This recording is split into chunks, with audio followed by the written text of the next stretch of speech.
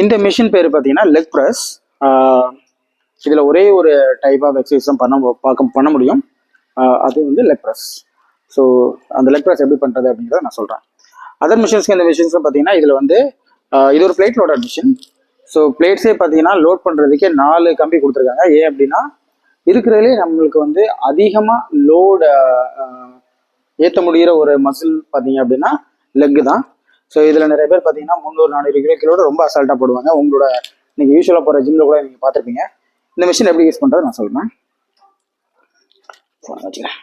Okay, so உங்களுக்கு ஏற்ற மாதிரி ஒரு வெயிட்டை லோட் பண்ணிக்கோங்க. 2 பக்கம் ஈக்குவல் லோட் போடுங்க, அது பெஸ்ட்டு. ஸோ இப்படி படுத்துக்கணும். உங்களோட பேக் வந்து ஃபுல்லாக சப்போர்ட் இருக்கணும். ஸோ நீங்கள் புஷ் பண்ணும்போது லோடு ஃபுல்லாக லெக்கில் தான் இருக்கணுமே தவிர பேக்கில் இருக்கக்கூடாது. இந்த ஜிம்ஸில் இந்த மிஷின்ஸில் பார்த்தீங்க அப்படின்னா ஒரு லாக் இருக்கும். ஸோ